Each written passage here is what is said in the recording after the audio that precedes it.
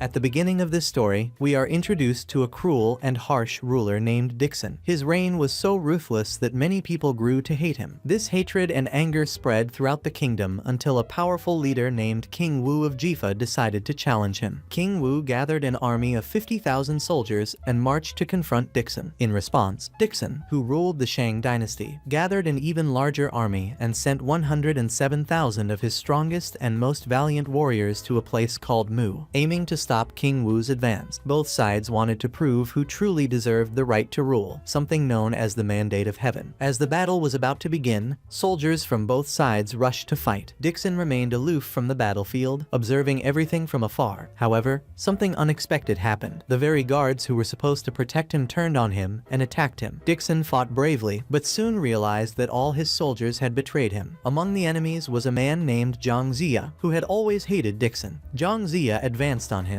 called him a tyrant, and attacked him mercilessly. Dixon managed to escape the battlefield, and instead of feeling sad or afraid, he began to laugh. He claimed he couldn't die like an ordinary person because he was immortal. In the end, he set himself on fire and disappeared amid the flames. Many years later, in the present, an archaeologist and company president named Mr. Bai was giving a lecture at a university. The room was full of students, and the topic was the famous Battle of Mu, where King Wu's army defeated Dixon's forces. Mr. Bai showed the class a bronze statue of Dixon that had been discovered during an archaeological dig. As he spoke, a foreign student from France named Tart noticed something interesting about the statue. He pointed to a ring on the figure's finger. Mr. Bai was surprised that Tart had noticed the ring and explained that it could have been one of Dixon's most valuable and mysterious possessions. When Tart asked if the real ring had been found yet, Mr. Bai said its location was still unknown. Most of the students listened attentively, but a boy named Zhu was sleeping in the back of the room. His friend and classmate, Liu, woke Zhu and mentioned he had a proposal for after class. At first, Zhu wasn't interested, saying he couldn't because he needed to work. But when Liu mentioned that the job could make a lot of money, Zhu became curious. After class, Zhu went to visit his mother in the hospital. She had been ill for a long time. Since Zhu's father had passed away 5 years earlier, he had had to cover all the family expenses with part-time jobs. Whenever he visited his mother, she asked if he had a girlfriend yet, but he avoided answering. While with her, a nurse reminded him again that the hospital bills were overdue. Zhu urgently needed money and decided to hear what Liu had to offer. Liu asked him to go to a construction site. When Zhu arrived, he saw several armed men there. Liu showed him a ring that looked exactly like the one on the Dixon statue. Zhu took the ring and examined it closely, struck by the resemblance. Liu told him to wear the ring, but Zhu refused because he remembered something bad that had happened in the past and didn't want to risk it again. However, Liu proposed a deal. If Zhu put on the ring, he would pay all of his mother's medical bills. Zhu was still undecided when a woman appeared and asked if he would wear the ring. Zhu turned and saw a very beautiful woman named Zhang. He was stunned by her beauty. Zhang said she wanted to record a video to document what might happen when someone wore the ring. Thinking about his mother's hospital bills, Zhu finally agreed and put on the ring. At first, nothing happened. Everyone thought the ring was fake, but after a few moments, Zhu began to feel strange. His body went weak and he fell to his knees. Severe nausea took over, and when he opened his mouth, something horrible came out of it. Liu was shocked by the scene. Suddenly, Zhu attacked Liu without warning. He moved so fast that he severed one of Liu's arms. Liu passed out from pain and fear. As the others watched in terror, something even more disturbing happened. A strange and frightening creature began to grow from Zhu's body. It was the same thing that had attacked Liu. Everyone froze as they realized the ring was far from ordinary. The creature that emerged was no ordinary thing. It was a terrifying monster made of blood, known as a blood demon. One of the men panicked and threw a rock at the creature in an attempt to scare it away. But before the rock could hit, the blood demon vanished into thin air. The next instant, the monster reappeared and attacked others nearby. Chaos ensued, and everyone began to scream and run. Zhang, who had remained calm until then, yelled at Zhu to try to remove the ring.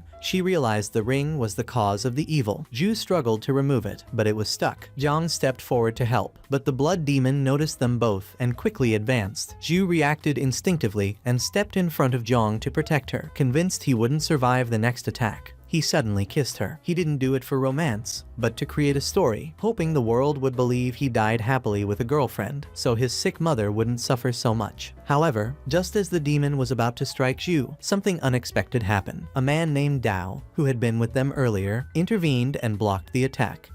Thanks to his help, Zhu and Zhang managed to escape. Dao remained to face the blood demon, risking his own life so the others could escape. Zhu and Zhang ran as fast as they could until they reached a fast food restaurant. Zhu was exhausted and extremely thirsty. He grabbed a soda and drank it in one go, but his mind was filled with horrific images of the demon's massacre. As he sat there, he began to worry that Liu had died too. This thought frightened him even more, not only because Liu was his friend, but because Liu had promised to pay his mother's hospital bills. If Liu were dead, there would be no money, and Zhu's mother would suffer even more. After a brief rest, Zhang asked Zhu to accompany her to the nearest hotel. Zhu was taken aback by the sudden proposal, and didn't know what to think. When they arrived at the hotel, he realized how sophisticated and expensive it was. Zhu felt embarrassed and fragile for not having any money. To his surprise, Zhang paid for everything. This made him suspicious. He began to wonder if Zhang was hiding something, or if she might be a monster like the blood demon, tricking him into coming here. At the same time, he thought perhaps she was just being generous,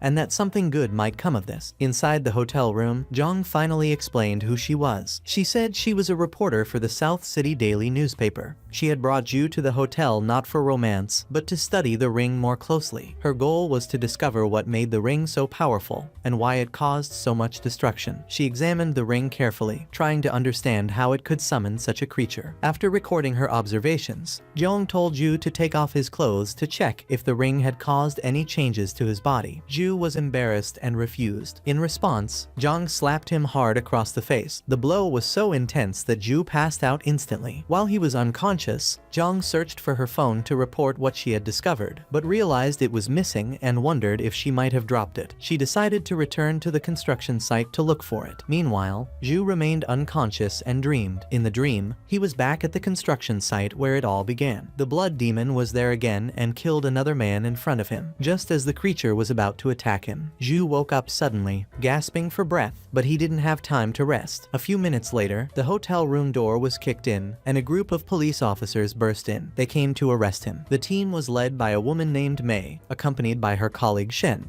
They told Zhu he was the prime suspect in the violent incident at the South City construction site. Zhu tries to explain that it was the blood demon who caused it, not him. The police don't believe his story and think he's making up lies to escape trouble. Zhu feels hopeless and decides to talk about Zhang. He explains that Zhang saw everything and fled with him, hoping she can prove her innocence. He asks them to find her. The police then take him to the forensic center to review the evidence and details of the case. However, when Zhu arrives at the scene, he sees something that completely shocks him. Mei explains that Zhang was seen at the construction site after the attack.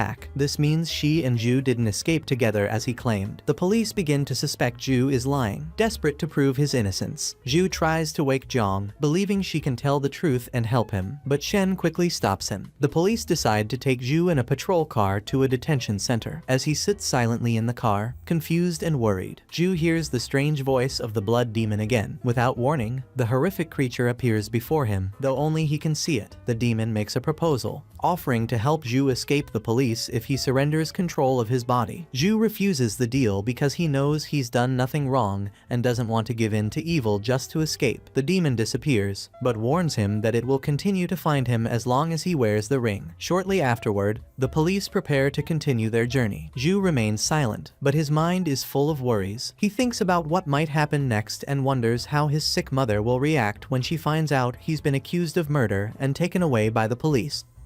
This fear awakens in him the urge to flee. He tries to move and bites the ring in frustration. At that moment, the vehicle is suddenly attacked. Something hits him hard, and Zhu loses consciousness. When he opens his eyes, Zhu finds himself in a new place. Before him is a group of masked men. Looking around, he notices that Mei and Shen are also there, restrained with handcuffs. One of the masked men tells Zhu that their leader has ordered the rescue. The man hands him a tablet screen, and Zhu is shocked to see Liu on a video call. Liu, whom he believed to be dead, was alive. Even more surprising was the fact that Liu's severed arm had been restored. Liu explains that he was able to recover because he has a lot of money and powerful resources. This completely changes the situation. Mei and Shen realize that Liu survived the attack at the construction site, which means Zhu may not be guilty. Zhu begs Liu to tell the truth and confirm that he didn't kill anyone, but Liu says he can't help that way because he lost consciousness during the attack and doesn't know exactly what Zhu did. Even so, Liu comes up with another plan to prove Zhu's innocence. He contacts one of his men who worked near the forensic lab. This agent is on a secret mission to recover Zhang's phone, which may contain videos of the incident. If the videos are real, they could clear Zhu's name. The man enters the center and approaches Zhang's body. However, something strange happens. As he gets closer, her cell phone alarm starts ringing. Zhang awakens, and the man freezes in fear as he sees her body move. She slowly sits up, and the wound in her stomach begins to heal on its own. Terrified, the man tries to flee the room, but before he can escape, Zhang vanishes into thin air. He radios Liu's team in a panic, saying that Zhang has returned to life. But most don't believe him. They warn him that he will be punished if he doesn't bring the phone. Despite his fear, he tries to retrieve the device, but Zhang reappears behind him. What happens next is so terrifying that the man screams loudly, and everyone on the other end of the line hears. Liu then explains that he had been secretly observing Zhang because he suspected she was investigating him. However, all the spies sent to follow her mysteriously disappeared, leading him to believe that Zhang was probably not human. Shortly after, another of Liu's agents at the forensic center sends a chilling message. The man who tried to retrieve the cell phone was dead, and Zhang had left the building with the phone. Realizing the gravity of the situation, Liu orders everyone to pursue her immediately. The videos on Zhang's phone are likely the only proof that Zhu didn't hurt anyone. Liu also promises Zhu that if he can get his phone back and bring back the ring, he will continue to pay for his mother's treatment, even if Zhu dies trying. Later, some of Liu's men report seeing Zhang enter an abandoned building. Another group follows her inside, believing it would be easy to capture her. But upon entering the darkened space, they encounter something unexpected and terrifying. The building was filled with zombie-like creatures. The attackers had no choice but to open fire on the monsters. Gunfire echoed through the corridors, but there were too many enemies. Overwhelmed, one of the soldiers pulled out a grenade and blew up part of the building. At that very moment, Zhu and the others arrived at the scene and felt the ground shake from the explosion. Knowing something was wrong, they decided to enter as well. However, before they could, Shen stopped Mei and warned her that the building was known for strange occurrences and had a dark history. Many people who entered never came out, and there were rumors that the place was haunted by ghosts.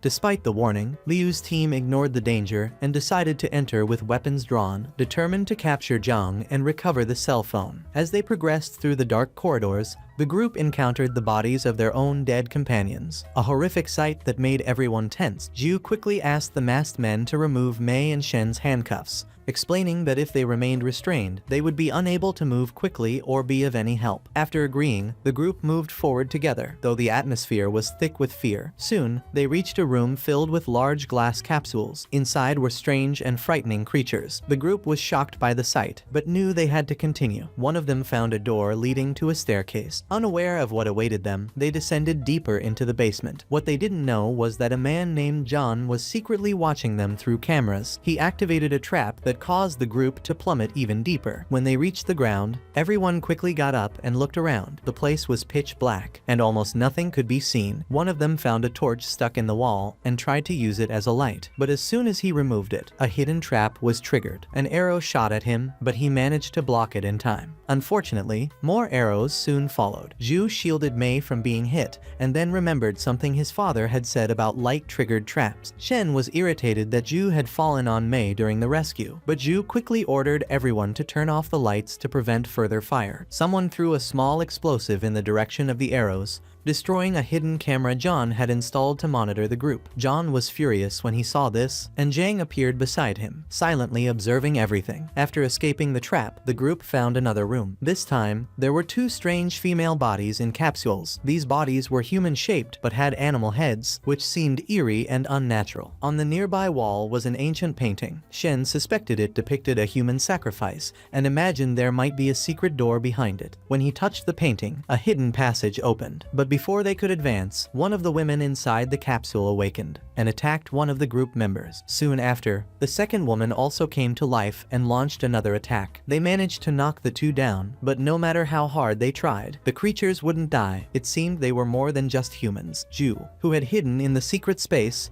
accidentally touched something on the wall. It was a lipstick. Upon smelling it, he noticed a strange fragrance and realized that the object was actually the switch that closed the secret door. Zhu quickly asked everyone to enter the room, and once everyone was inside, the door closed and began to descend. It was actually an old elevator. On the lower level, the group arrived in a room that looked like a very old medical room. There was a woman lying on a surgical table. Someone instructed Shen to check if she was alive, and when he touched her, the body began to move slowly. The woman woke up and, realizing she was naked, panicked. Her face looked familiar to everyone, and within moments, the group recognized the woman as Lily, a famous actress. Some members got excited and considered asking for an autograph, but Mei interrupted the euphoria and took a serious approach, questioning why Lily was in such a place. Lily couldn't respond and simply sat there, crying. Zhu noticed a wound on Lily's neck and immediately became alert, telling everyone to move away. As the group retreated, the truth revealed itself. Lily was no longer human and presented herself as a creature in disguise. Without warning, she drew a weapon and advanced to attack, making it clear that the group had gotten into something far more dangerous than they had imagined. When Lily launched a blow at Mei, Shen managed to intercept and block the attack. Zhu sensed strongly that the woman wasn't the real Lily, but the figure laughed and claimed to be the actress herself.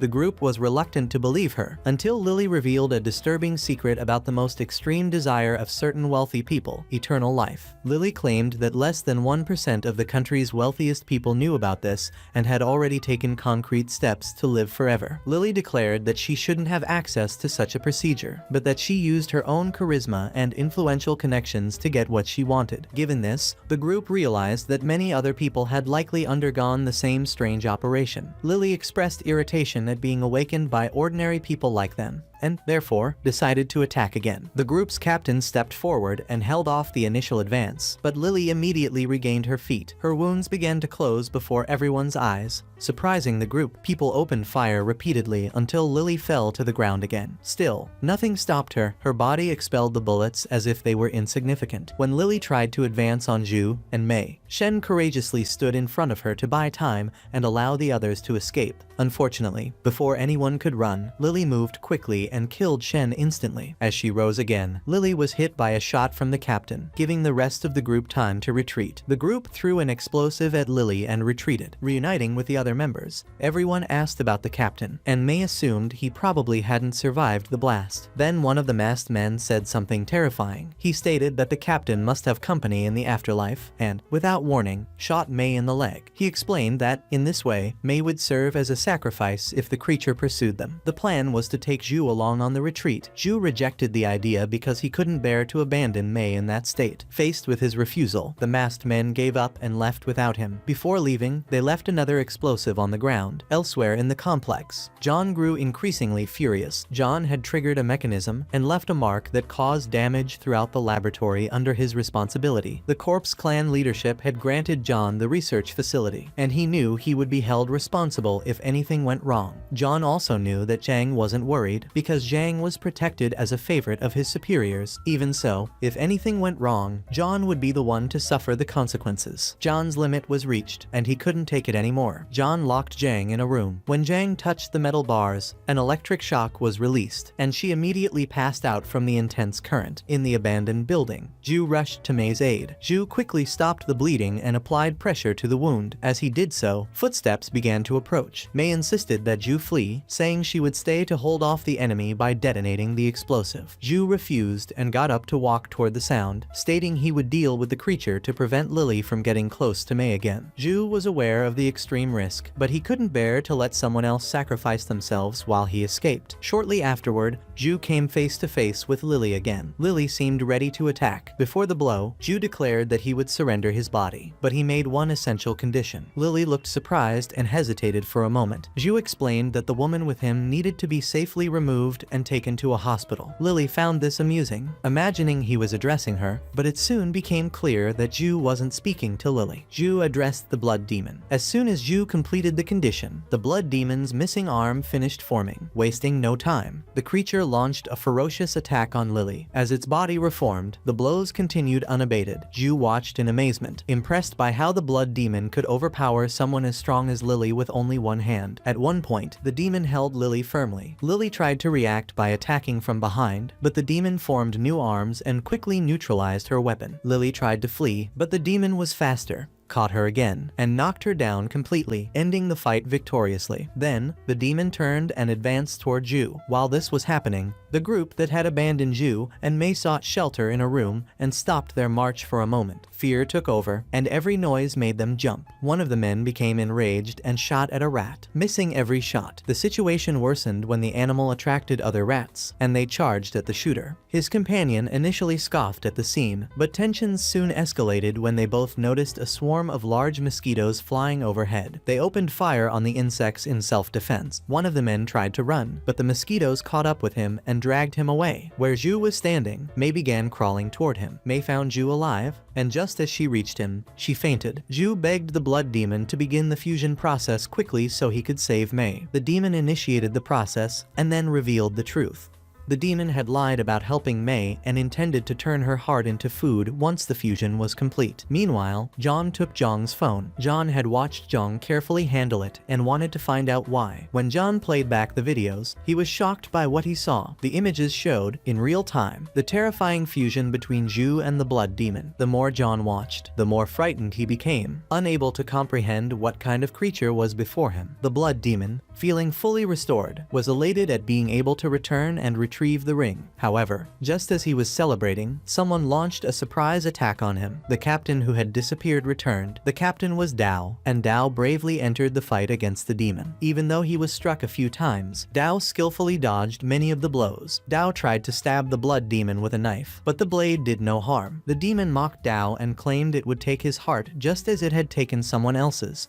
Then the demon spoke of crushing someone's body, repeating what it had done before. When Zhu heard the names mentioned by the blood demon, Zhu had a moment of insight. Zhu began to suspect that this powerful and evil creature might be Dixon himself, the ancient figure known for his terrible deeds. Zhu questioned the blood demon several times to understand what was really happening. It was then that Zhu discovered the truth. Anyone who wore the ring became a sacrifice upon Dixon's return. Hearing this, Dao was filled with rage. Dao believed the blood demon to be nothing more than a monster that fed on human hearts. Since Dixon was also a member of the Corpse clan, and since Dao harbored a deep hatred for this group, his determination to destroy the creature grew even stronger. Wasting no time, Dao charged the enemy, while Zhu hurled a rock at the demon to help. While this caused no real damage, it served as a distraction and opened the perfect opening for Dao's attack, which managed to sever one of the creature's arms. When the blood demon moved to retaliate, Dao was quick and severed the second arm as well. But the advantage was short-lived, as the demon regenerated both limbs and retreated briefly before attacking again. Dao was able to defend himself without difficulty, maintaining his advance. The fight continued intensely, with Zhu watching in awe at seeing Dao keep up with such a powerful opponent. In another area of the complex, Zhang woke up to a terrifying sight, as a goat's head stared at her closely, and it was clear that Wang intended to experiment on it to alter the head in the same way he had done with the two women in the capsules. Zhang tried to stop him by mentioning the name of the Corpse clan leader, hoping it would stop him, but Wang ignored the warning because he believed the leadership wouldn't forgive Zhang for ruining the lab and revealing the existence of the blood demon. As Wang approached, Zhang unleashed a powerful kick that knocked him back and knocked over equipment. In the commotion, a strange object, a severed hand with an eye gained movement. Zhang tried to grab it, but the hand escaped, crossed the room, and reached Zhang's computer, beginning to interfere with the systems. As Zhang tried to contain the damage, traps in the lab began to activate on their own, and Wang, overcome with frustration, ended up pressing a button that initiated the self-destruct process. This prompted him to hastily gather all the important files he could reach before informing Zhang what was happening. Upon seeing Mei still unconscious, Wang considered taking her as an offering to the leader. At the same time, water began to flood the room. As the fight between Dao and the blood demon continued, Wang lifted Mei to flee, and Zhu noticed the movement and screamed, distracting Dao for a moment and giving the demon a chance to strike him hard and throw him to the ground. As the creature prepared to finish Dao off, Zhu drew on the power of the ring, surprising the demon. It attempted to take over Zhu's body completely. Zhu resisted and broke its control. The blood demon then began to slowly dissolve. Unable to understand why this was happening, Zhu's eyes and hands returned to normal, and Zhu was shocked to realize that he had somehow copied the demon's ability with his own hand. Witnessing this, Dao thought of someone who might be able to explain what had just happened, but decided that escape was the priority. Zhu ran to the door where Mei had fallen, and suddenly Zhang fell on top of him, and Dao reacted immediately with an attack, believing that it was another enemy, but Zhang dodged, and Dao was convinced that Zhang also belonged to the Corpse Clan and continued the attack, until Zhu placed himself between the two to stop the fight, because Zhu believed that Zhang was also trying to escape, and the marks on her wrists and ankles indicated that she had been tied up, in addition to the group assuming that she had been punished previously for leaving a sign on the wall. As they assessed the situation, everyone noticed the water rising, and Zhang informed them that the entire laboratory would explode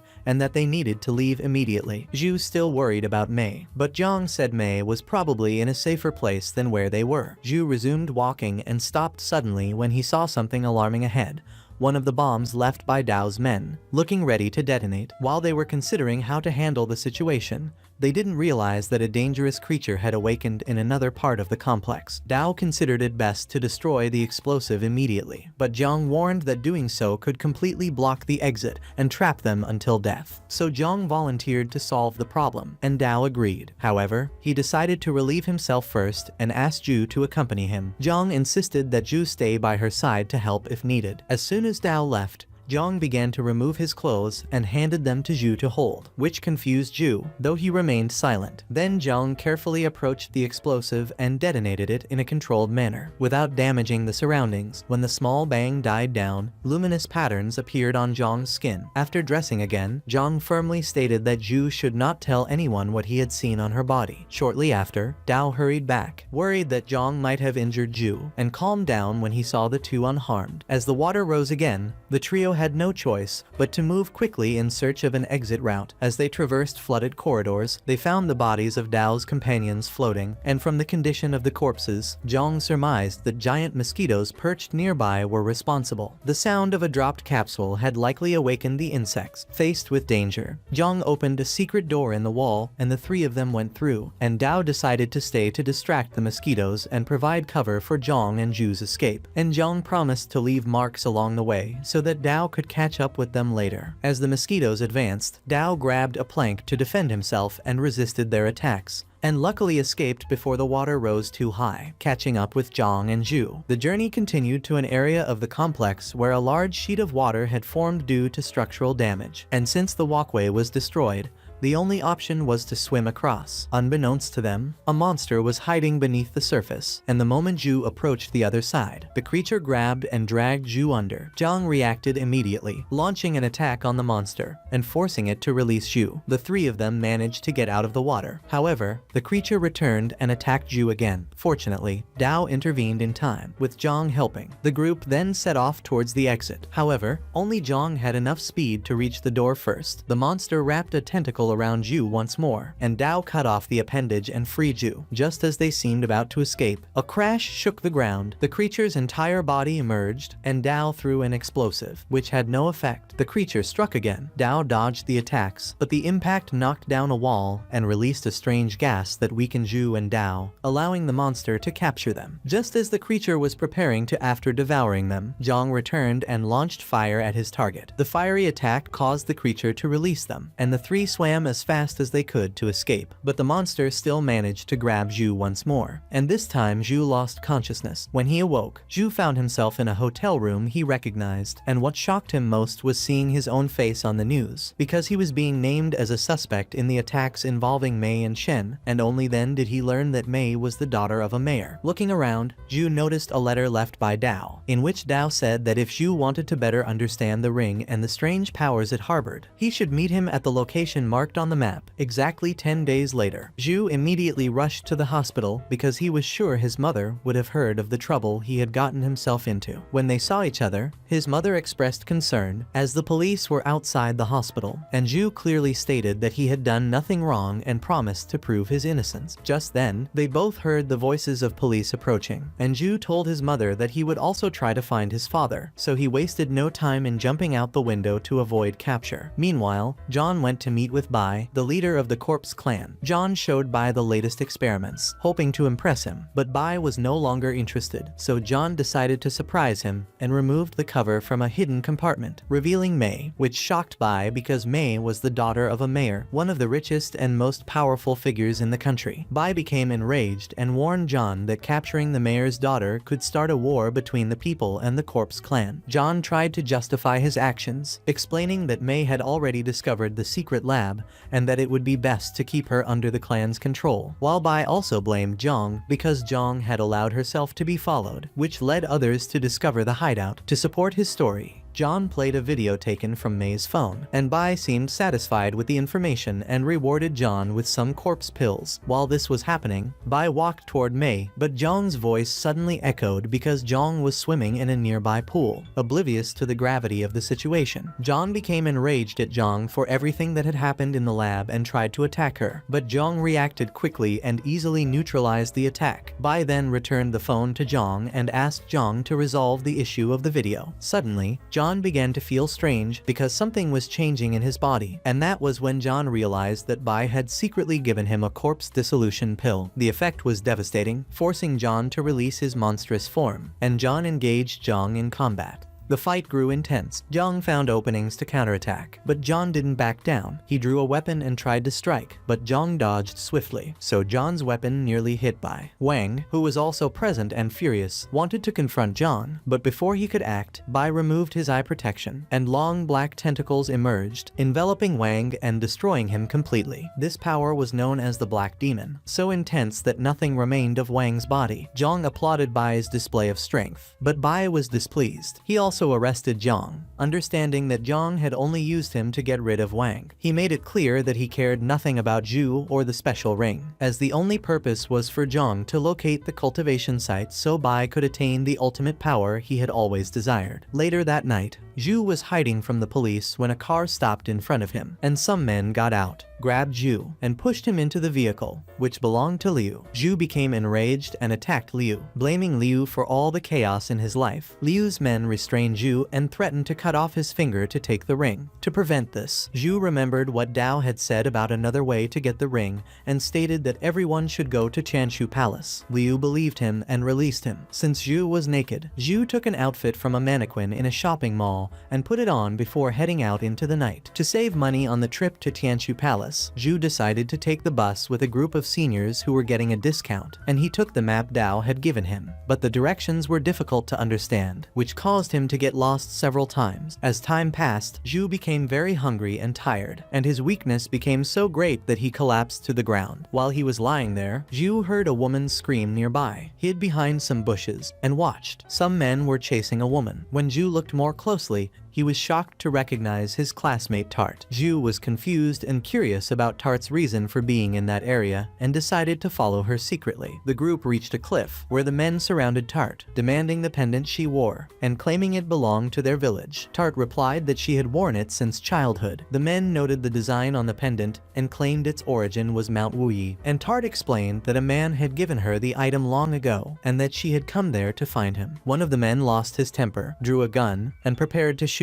but Tart still refused to hand over the pendant. Just as the shot was about to go off, Zhu stepped forward and interrupted the attack. In the midst of the struggle, one of the men tried to snatch the pendant. Tart lost her balance and fell off the cliff, and Zhu pushed the others away and jumped after her without thinking. During the fall, the will to survive awakened the power within the mysterious ring Zhu wore, and this power helped Zhu steady herself on the rocks of the precipice. Tart, hanging nearby, saw Zhu's luminous hand and unusual eyes, and was so startled that she fainted. That night, when Tart finally regained consciousness, Zhu fabricated a story, claiming it was just a magic trick. But Tart didn't believe her because Tart was familiar with books about immortals from Mount Wuyi and concluded that Zhu had used some kind of ancient mystical power. Tart was excited and asked Zhu to take her on as an apprentice to learn the same technique. Although Zhu, as Tart insisted, refused to teach her, he said they could talk about it later, since the priority was finding a way off the slope. Zhu tried using the ring's power again, but nothing happened. Meanwhile, Tart looked around and noticed something strange about the cliff wall. Coffins were hanging from the rocks, part of an ancient burial practice that said placing coffins on cliffs would help the dead achieve immortality. Zhu didn't believe it, thinking the coffins held only bones and nothing special. Tart grew tired again and decided to take a nap. While Tart slept, Zhu thought about her father, who had left many years ago and never returned. She blamed her father for everything that had gone wrong in the family's life, especially her mother's fragile condition. In a rage, she urinated on one of the nearby coffins. As he turned to leave, Zhu heard a knocking sound, coming from the very coffin he had disrespected. Then the lid slowly opened, and a pale hand emerged, terrifying Zhu, sending him falling to the ground in fear. Looking up, Zhu saw a spectral creature before him. Tart woke up to the noise and, startled, grabbed Zhu. To Zhu's surprise, the creature seemed to know who he was, claiming it was waiting for him and inviting him to accompany her. Zhu panicked, thinking he might die, but the creature merely laughed and pulled out a photo of Zhu. Given this clue, Zhu suspected Dao was involved. The creature said its name was Maksuzi and explained that Wu Yi Zhenjun of Tianshu Palace had sent it to welcome Zhu. When Tart learned that Maksuzi was training to achieve immortality, Tart begged to be accepted as a student. Maksuzi replied that she didn't teach women, but added that she could accept her if Tart agreed to become his wife. To everyone's surprise, Tart readily agreed. Maksuzi then grabbed the two of them and claimed to take them to Tianshu Palace, and Zhu looked at them and felt they formed a strange kind of family. Maksuzi asked Zhu and Tart to keep their eyes closed and warned them not to open them under any circumstances. Then, the three of them jumped together. When Zhu touched the ground, Zhu opened his eyes despite Maksuzi's warning to wait for the signal. Immediately, Zhu realized he was inside a dark cave and noticed something strange, as Tart and Maksuzi were not beside him. As Zhu observed his surroundings, Zhu saw a group of people dressed in ancient clothing, similar to those worn in ancient times. The place seemed familiar to Zhu, and he quickly realized it resembled the painting he had seen in the laboratory. Driven by curiosity, Zhu tried to approach the group. In the center of the crowd was an elderly man, and to Zhu's shock, people began attacking and devouring him. Zhu felt both fear and confusion and wanted to hear what everyone was saying. So Zhu approached cautiously. No one seemed to notice Zhu's presence. He began to think this wasn't happening in the present, that it was something from the past. To confirm, Zhu looked around for someone behind him, but the cave was empty. When Zhu looked back at the crowd,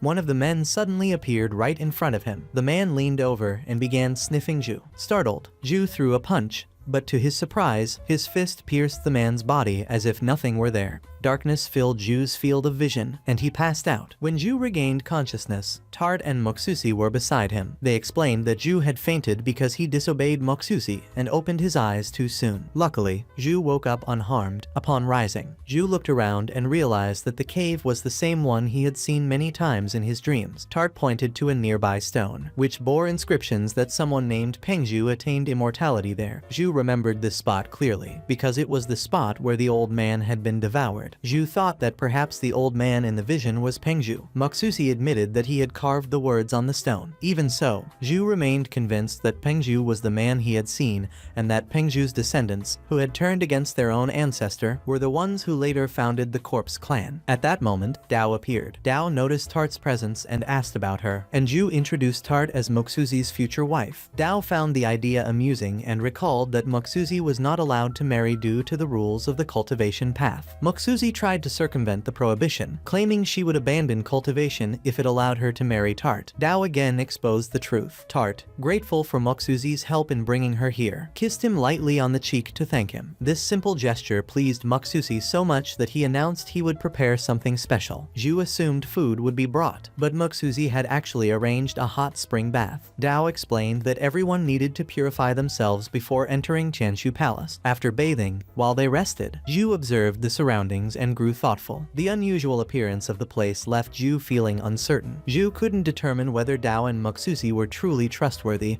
or whether they were hiding something dark. Zhu also began to suspect that his first encounter with Dao had been no mere coincidence. Because of these doubts, Zhu felt uneasy and wanted to explore the area further to discover the truth. Zhu, however, was still hungry and weak. As he advanced through the cave, Zhu noticed a faint light ahead. He followed the light and discovered it was coming from a tunnel. At the end of the tunnel, Zhu saw Tianshu Palace for the first time. Nearby, cultivators similar to Maksuzi were training their disciples. Zhu was impressed by their strength. After winning battles, one of them took a photo of himself before beginning training in the art of immortality. His companion quickly silenced him, fearing someone would overhear them. One of them whispered his fear that they might not be able to return to human form after the transformation.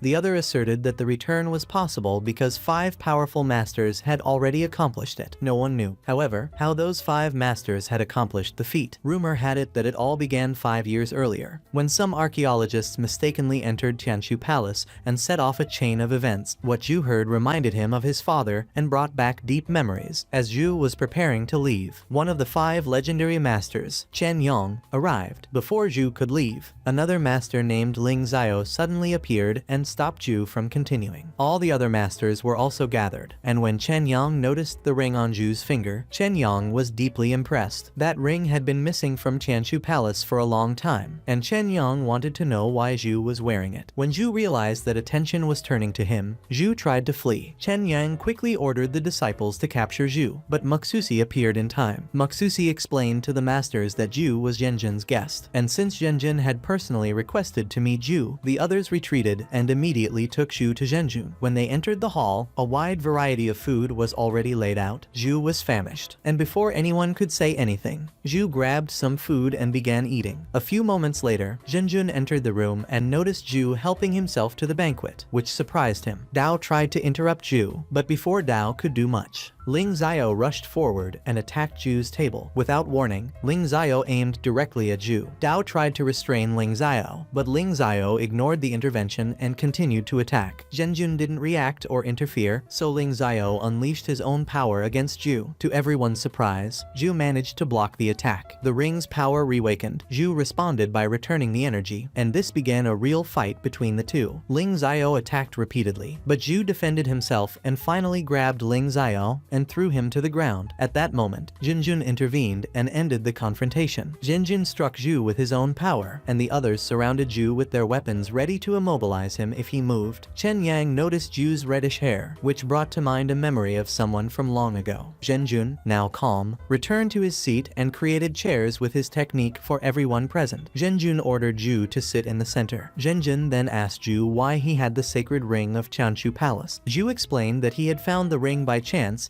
and had used it without knowing the power contained within, which is why he had come to the palace to ask for help in retrieving the ring. Zhenjun revealed a terrifying truth.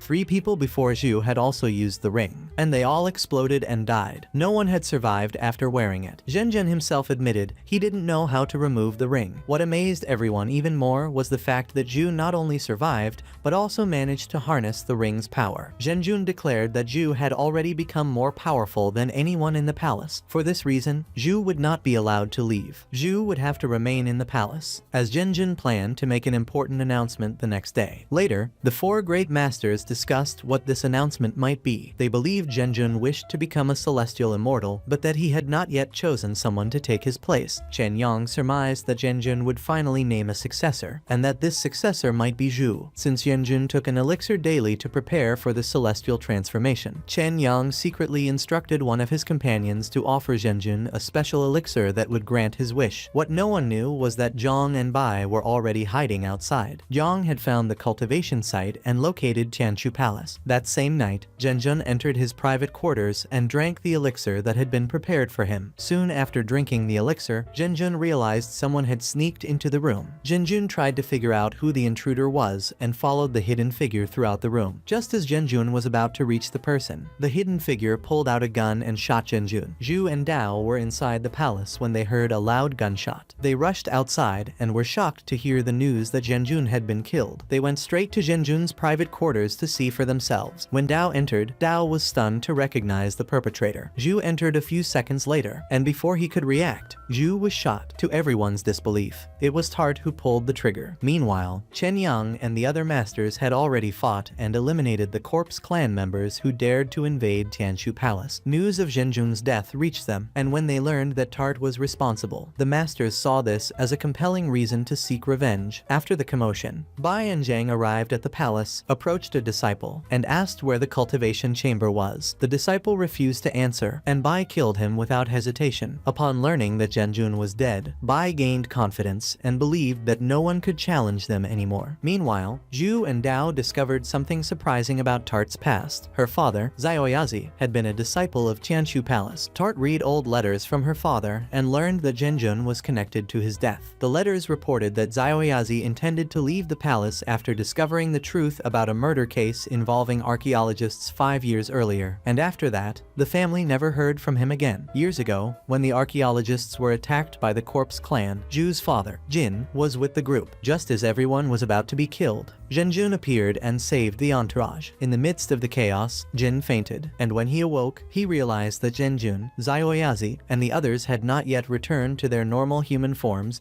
and that they all remained at Tianshu Palace. Later, the group was called to report to Zhenjun. While waiting, one of the group suddenly fainted. When they returned to their rooms, everyone discovered that the radiation levels in the palace were dangerously high. Jin decided to speak with Xiaoyazi, known for his skill in craftsmanship and forging. Xiaoyazi admitted that he only sent his creations to his daughter and revealed that he had a wife and child. Jin, impressed, wanted Xiaoyazi to prepare something for his own son, Zhu. At that moment, Chunyang appeared and reprimanded Xiaoyazi, saying that by acting that way, Xiaoyazi would never be accepted into the cultivation area. Jin then learned that Xiaoyazi was the only one who had not yet entered the restricted training room. One day, they decided to investigate the enclosure together. Upon entering, they realized that the radiation levels were extremely high. Zhenjun caught everyone red-handed and became furious. Jin tried to explain the findings, including the possible connection between the radiation, the powers, and the visible physical changes, but Zhenjun refused to believe him and ordered everyone tied up. Sometime later, Chunyang presented an idea that, he believed, could help the group regain the human forms. He buried the members in a warm cave, and Xiaoyazi secretly gave the water to keep the alive. After several days, everyone became very weak, but Chunyang's method was ready, and so they all swallowed the concoction that supposedly would restore the